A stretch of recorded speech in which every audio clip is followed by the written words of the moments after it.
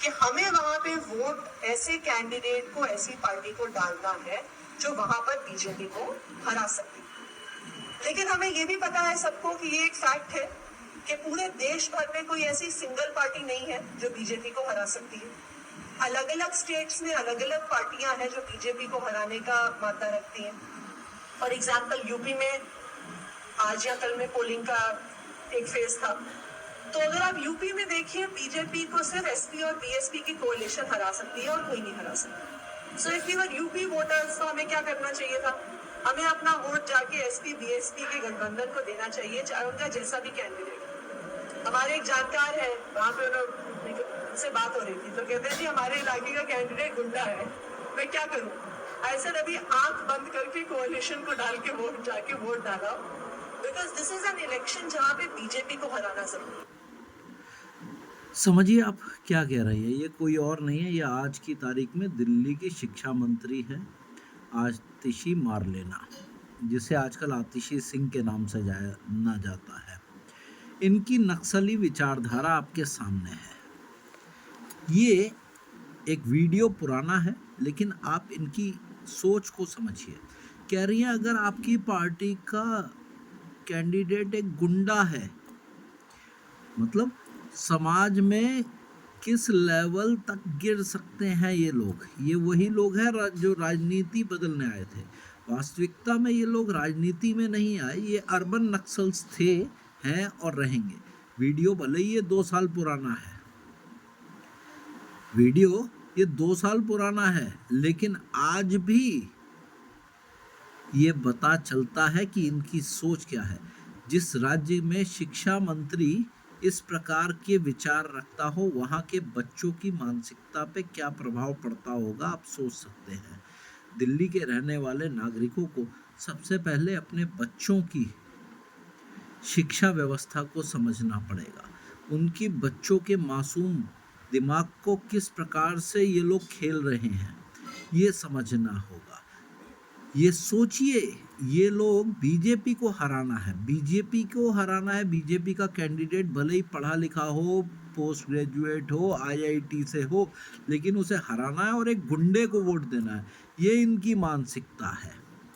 अब दिल्ली के शिक्षा मंत्री से फिलहाल कोई ये पूछ के बताए, दिल्ली के 18 लाख बच्चों को अभी तक कॉपी, किताबें, वर्दी, स्टेशनरी नहीं मिली। 1 महीना पूरा अप्रैल का बीत गया है, उनको कुछ भी नहीं मिला। रोज कोर्ट से लताड़ खा रहे हैं, हाई कोर्ट ने जूते बजा दिए, फिर भी इन बेशर्मों को ये शर्म नहीं आई कि दिल्ली के बच्चों को कम से कम बुनियादी चीज़ें तो दें।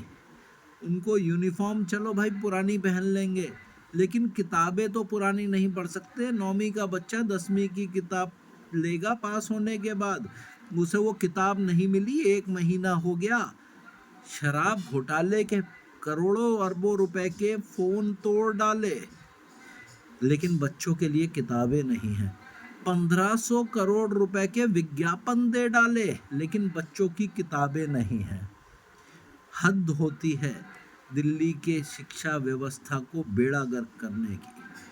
इन नक्सलियों को, क्योंकि मनीष सिसोदिया भी जब शिक्षा मंत्री थे तो उन्होंने क्या किया? कुछ नहीं, सब कुछ ये पीछे पर्दे के पीछे बैठी हुई ये महिला आतिशी मारलेना ही कर रही थी। नक्सलियों के हाथ में शिक्षा पहले से ही दे दी गई थी। आप ये समझिए कि ये शिक्षा कैसे बर्बाद की है इन्होंने।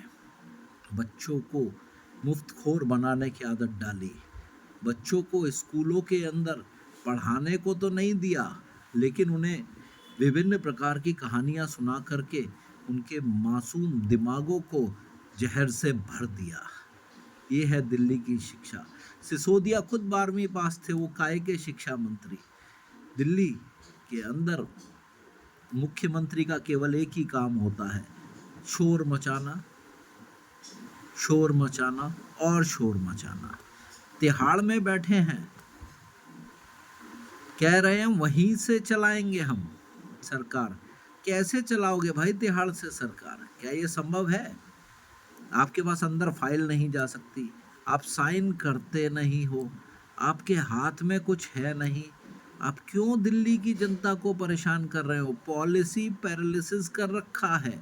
ऊपर से कहते हैं एलजी काम नहीं करने दे रहा। अरे भैया, जेल में तुम बैठे हो, एलजी काम कैसे करने देगा? जेल के अंदर से तुम्हें बाहर रोज लेकर के तो एलजी आएगा नहीं। बेशर्मों की तरह सत्ता की कुर्सी पे बैठे रहोगे तो कैसे काम चलेगा? केजरीवाल जी, दिल्ली के बच्चों पे तरस खाओ, उनको किताबें दो, उनको पेन दो, स्टेशनरी दो, उनके वर्दी दो। क्यों उनके भविष्य को खराब कर रहे हो? और ऊपर से इस नक्सली विचारधारा वाली शिक्षा मंत्री को बिठा करके आपने और बेड़ा गर्क कर